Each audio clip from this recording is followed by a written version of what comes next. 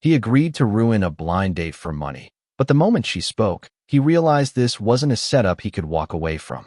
Before we proceed, please comment from where you are tuning in to our channel. We love to hear that. The night Mark Ellison agreed to take the job, he sat alone at his kitchen table, staring at an overdue electricity bill while his 8-year-old son slept in the next room. The house was quiet in that hollow way that only comes after midnight, when worries feel louder than footsteps. Mark rubbed his eyes and exhaled slowly. He hadn't planned on becoming a single father. Life had made that decision for him 3 years earlier, when his wife died suddenly and left him with grief, responsibility, and a boy who depended on him for everything. Money had been tight ever since. The message on his phone buzzed again.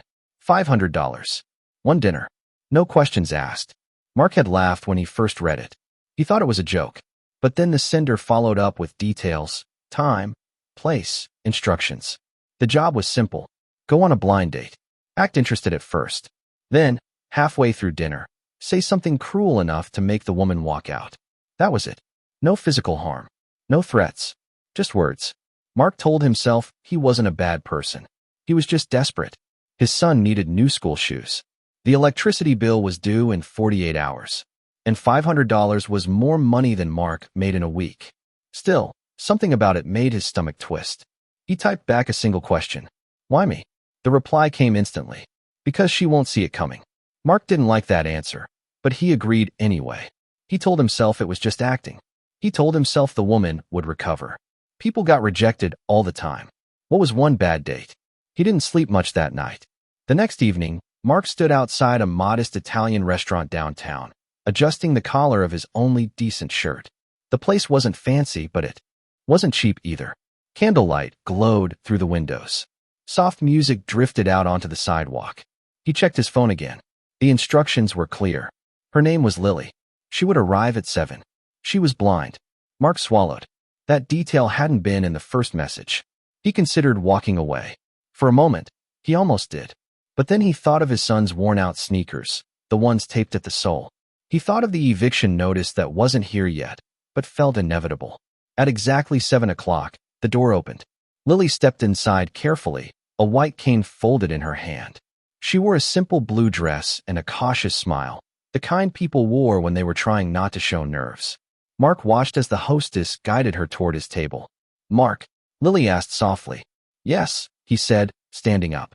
Lily. She smiled wider. It's nice to finally meet you. They shook hands.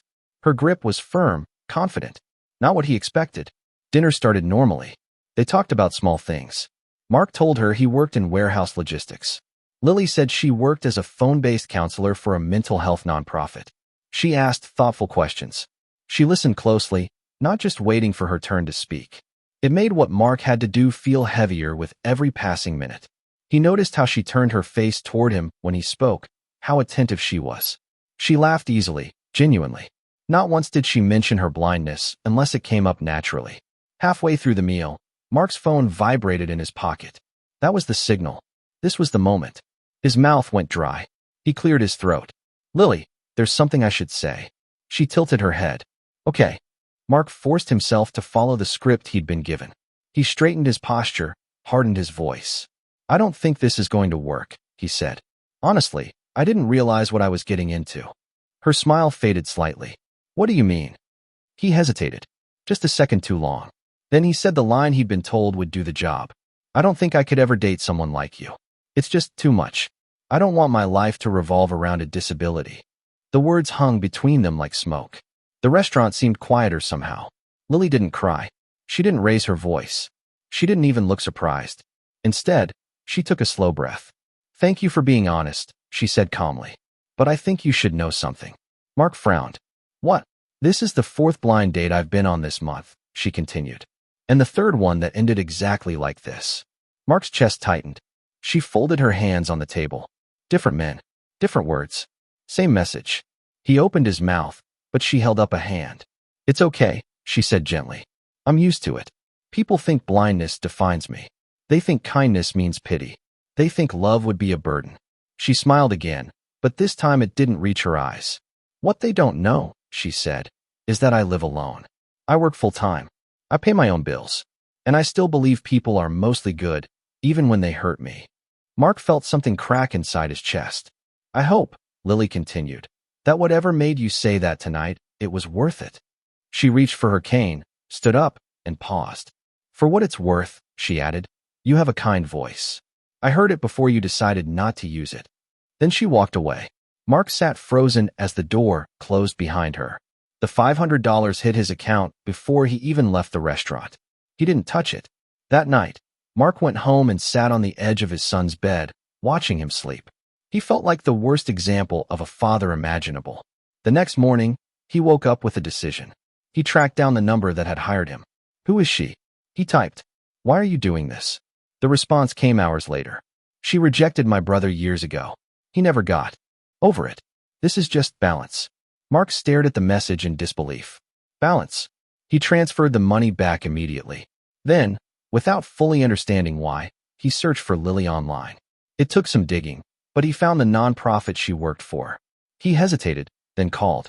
When Lily answered, her voice was cautious but professional. Lily, he said, this is Mark. From the restaurant. There was a pause. Yes, she said quietly. I owe you an apology, he said. A real one. No excuses. Another pause. I'm listening. Mark told her everything. The money, the job, his son, his fear, his shame. When he finished, he waited. I don't forgive you, Lily said finally. Not yet. I understand, Mark replied. But, she added, I appreciate the truth. Most people don't come back with that. They talked for another hour. Then another the next day. Then another. Weeks passed. They met again, this time without scripts or cruelty or money involved. Just coffee. Just honesty. Mark introduced Lily to his son, Ethan, carefully, nervously. Ethan took to her instantly. He described things for her with seriousness far beyond his years. He held her hand when they crossed the street. One night, as Mark watched them laugh together, he realized something. That cruel job had changed everything. Not because he'd taken it, but because he'd refused to let it define the ending.